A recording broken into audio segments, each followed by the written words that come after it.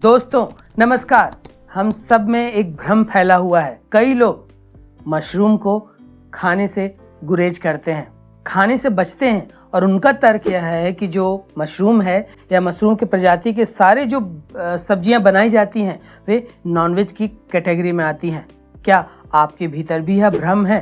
अब जो लोग नॉनवेज खाते हैं उनके लिए तो कोई दिक्कत वाली बात नहीं है, लेकिन कई वेजिटेरियन भाई बहन, कई वेजिटेरियन फैमिली मशरूम को खाने से बचती हैं।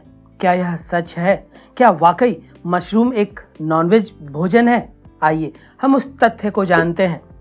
अब जब पौधों और जंतुओं का वर्गीकरण लिया जाता है जो जीव विज्ञान या अन्य विज्ञान के तहत, तब पौधों की एक अलग श्रेणी है और एनिमल की एक अलग श्रेणी है। हर किसी के अपने लक्षण हैं। जैसे पौधे पत्तियां आती हैं, क्लोरोफिल बनाते हैं, उनके जड़ होते हैं, तने होते हैं, फूल होते हैं, फल होते हैं। एनिमल प्रजाति के भी अपने अपने गुण हैं। अलग अलग तरह के एनिमल प्रजाति हैं। उसमें मछली की कैटेगरी आती हैं, 4 पैर वाले आते हैं, हम इंसान आते हैं, मैमल्स आते हैं, बर्ड्स आते हैं, कई तरह के जानवर होते हैं। अब हम देखेंगे कि क्या मशरूम जो है पौधों की कैटेगरी में आता है, क्योंकि दिखता तो वह पौधे जैसा है, जमीन से उगता है। क्या वह एनिमल की कैटेगरी में आता है? हम उस तथ्य को भी समझेंगे। सबसे पहले हमें समझना होगा कि जब हमने चावल खाना प्रारंभ किया था आज से 1000 साल पहले, तो यह निश्चित हुआ होगा कि उसमें से कुछ बुद्धिजीवियों ने चावल खाने से मना कर दिया होगा। रीज़न यह, क्योंकि चावल उस समय घास थी। घास से विकसित करके धीरे धीरे मानव सभ्यता जब विकसित हुई, तब हमने उसको भोजन के रूप में खाना प्रारंभ किया। ऐसे अन्य कई भोज्य पदार्थ हैं, अन्य कई फल हैं, कई सब्जियां हैं जो बाहर से आई हैं, जो किसी अन्य देश से हमारे देश में आई या किसी अन्य देश में उपजना चालू हुई।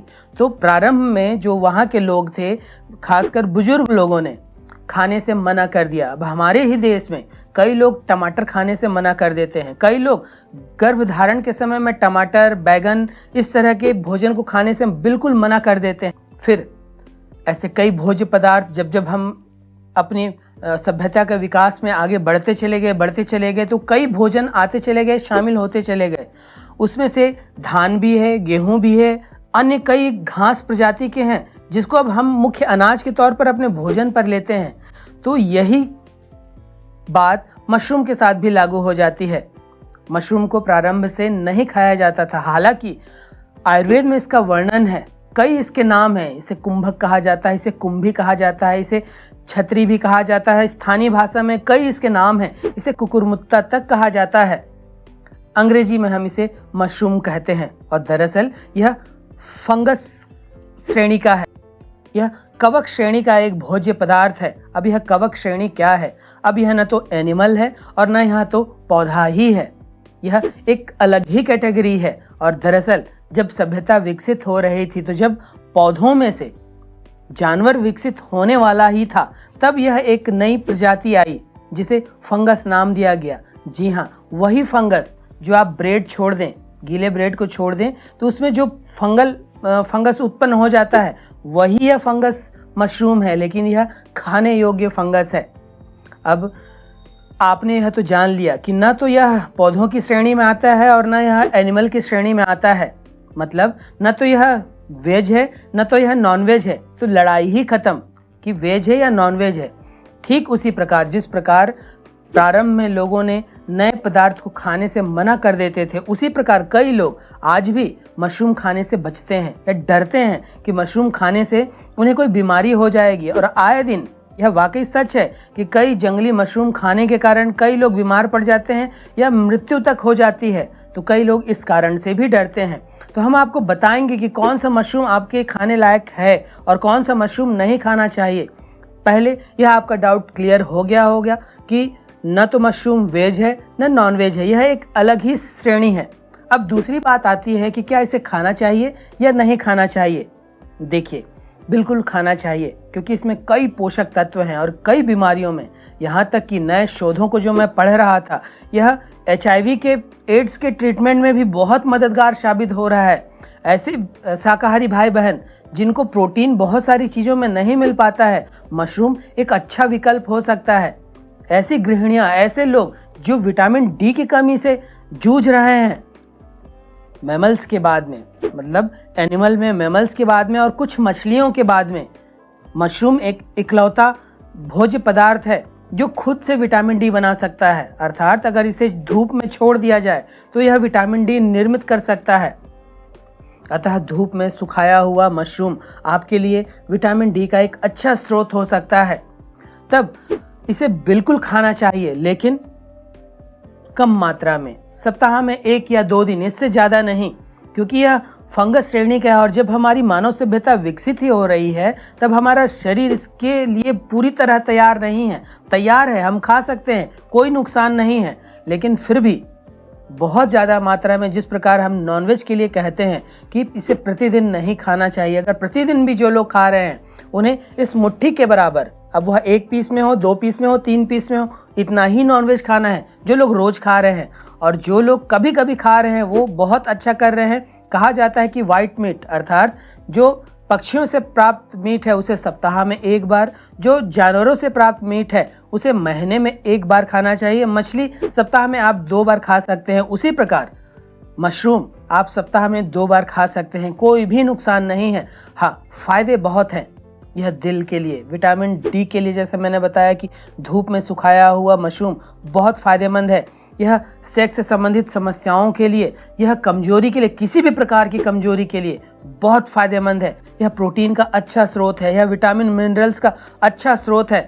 तो इसे आपको अपने डाइट में शामिल करना ही चाहिए, लेकिन ज़्यादा इसे नहीं खाना है। और जो भी कोई ऐसे लोग जो भ्रम में या डर कर इससे भागते हैं, इसका सेवन करिए, यह काफ़ी फायदेमंद है। और आयुर्वेद में भी इसका वर्णन किया गया है कि यह आपके स्वास्थ्य के लिए बहुत अच्छा हो सकता है। अब तो इसके पाउडर भी बाजार में बेचे जा रहे हैं जो काफ़ी फायदेमंद है और कई रोगों में आपको लाभ पहुंचाते हैं। तो मशरूम हमें खाना चाहिए, लेकिन कौन सा मशरूम खाना चाहिए? आपने देखा होगा कि यह मशरूम कई रंगों में मिलते हैं। तो जो भी चटक कलर का मशरूम होगा, लाल कलर का, बैंगनी कलर का, नीले कलर का या रंग बिरंगे कलर का, उस मशरूम को आपको सेवन नहीं करना है। सबसे सेफ है कि जो आपको मशरूम बिक्री केंद्र में जो मशरूम मिलता है, जिसे बटन मशरूम कहा जाता है, वह आपके लिए सर्वश्रेष्ठ है। इसके अलावा बरसात के मौसम में कई जगह पर स्थानीय भाषा में, जैसे हमारे जगह पर उसे खुखड़ी और पुटू कहा जाता है, उसका सेवन करिए, जो दिखने में सफ़ेद हों। पुटू जो है वह, उसकी खोल जो है काली कलर की होती है मिट्टी के कारण या आसपास के एनवायरनमेंट के कारण, लेकिन अंदर उसके वह सफ़ेद कलर का ही होता है। तो जो सफ़ेद मशरूम है वह खाने योग्य माना जाता है। इसके अलावा जो चटक रंग के मशरूम है उसे खाने से आपको बचना चाहिए। तो सफ़ेद मशरूम का सेवन करिए, सप्ताह में 1 या 2 दिन, इससे ज़्यादा नहीं। और मशरूम से डरने की ज़रूरत नहीं है, यह आपके लिए बहुत लाभदायक है। खासकर ऐसे लोग जो नॉनवेज नहीं खाते हैं, विकल्प के तौर पर किसी भी प्रकार की कमजोरी को दूर करने, अन्य कई बीमारियों में, हृदय से संबंधित समस्याओं में, प्रोटीन की कमी से जो जूझ रहे हों, रक्त की कमी हो, इम्यून सिस्टम कमज़ोर हो गया हो, मानसिक क्षमता कमज़ोर हो रही हो, चिड़चिड़ाहट आ रहा हो, उन सब के लिए यह मशरूम काफ़ी फ़ायदेमंद है। तो इसका सेवन करिए, सही तरीके से करिए, सही मशरूम का चुनाव करिए और उसे अपने भोजन में शामिल करिए। डरिए मत। आज से 1000 साल पहले चावल से भी डरा गया था, गेहूं से भी डरा गया था, नए किसी भी फसल से, नए किसी भी फल से डरा जाता है। जब आज से कुछ साल पहले ड्रैगन फ्रूट ही आया था, हम सब डरते थे, लेकिन जब खाया और उसके फ़ायदे मिलने चालू हुए तो अब ड्रैगन फ्रूट भी हमारे फल में शामिल हो चुका है। तब डरने की ज़रूरत नहीं है। नया कोई भी चीज़ आता है, डर लगता है, खाएं या ना खाएं, इसका सेवन करें या ना करें। तो मशरूम के बारे में जो बात है, मशरूम कई वर्षों से इसका सेवन किया जा रहा है, पूरी तरह सेफ है, लेकिन किन लोगों को नहीं खाना है? अब जो प्रोटीन के, जिनको प्रोटीन मना है, ऐसे लोग इसका सेवन ना करें। यूरिक एसिड की समस्या हो, ऐसे लोग इसका सेवन ना करें। स्किन से संबंधित समस्या हो, वो इसका सेवन ना करें। ऐसे लोग जो माइग्रेन, सर दर्द, सिर के दर्द या सर की किसी समस्या से पीड़ित चल रहे हों, उस दशा में, जब वह माइग्रेन का दर्द या सर दर्द बढ़ा हुआ हो, उस दशा में इसका सेवन न करें। इसकी तासीर ठंडी होती है, तो गर्म तासीर वाले लोगों के लिए भी यह काफ़ी फ़ायदेमंद है। साथ में यह ऐसे लोग जो नॉनवेज पसंद करते हैं लेकिन नॉनवेज के ऊंची बढ़ी कीमत के कारण उसे रोज सेवन नहीं कर सकते। वे विकल्प के तौर पर सप्ताह में 1-2 दिन इसका भी सेवन कर सकते हैं, क्योंकि विधि वही बनाई जाती है, उन्हीं मसालों का चुनाव करके इसकी सब्जियां बनाई जाती हैं। तो ये कुछ खूबियां हैं, कुछ डिसएडवांटेजेस हैं मशरूम को सेवन करने ना करने के। तो जो लोगों को सेवन नहीं करना है, अपने डॉक्टर के परामर्श के आधार पर क्या उनको खाना है, अपने डाइटिशियन के आधार पर क्या चीज़ें सेवन नहीं करनी है। मोटा मोटी तौर पर जिन लोगों को प्रोटीन मना होता है, या जो लोग पेट की किसी समस्या से, दस्त वगैरह से जूझ रहे हों, सर में दर्द हो, ऐसे लोगों को ही मना किया जाता है। बाकी लोग आराम से इसका सेवन कर सकते हैं, अल्प मात्रा में, जितना पचा सकते हैं उतना। जिनको रक्त विकार है, खासकर खुजली, फुंसी, फोड़े हो रहे हैं, वे भी इसका सेवन ना करें। तो इन लोगों को बचना है। बाकी लोग मशरूम का सेवन बिना डरे करिए। यह न तो एनिमल है, न तो यह पौधा है। तो वेज और नॉनवेज की लड़ाई ही खत्म। यह बिल्कुल एक नई ही श्रेणी है। कई लोगों के तर्क में अगर जाएंगे तो फिर तो दूध और दही खाना भी मुश्किल हो जाएगा। कई लोगों का तर्क यह भी है कि वह भी तो एनिमल प्रोडक्ट है, एनिमल से ही मिलता है।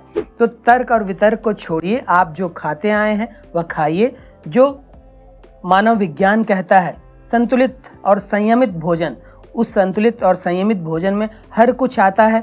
अल्प अल्प मात्रा में दूध का ही सेवन हम बहुत ज़्यादा करने लगे, वह नुकसान वाली बात है। मधुर मधुर फल का ही सेवन हमने बहुत ज़्यादा किया, वह भी नुकसान वाली बात है। खट्टे खट्टे फल का ही हमने सेवन ज़्यादा किया, वह भी नुकसान वाली बात है। तो नुकसान तो हर जगह है। इसलिए मानव विज्ञान या हमारा विज्ञान जो भोज्य विज्ञान है या मेडिकल साइंस है, वह संयमित भोजन पर और संतुलित भोजन पर जोर देता है।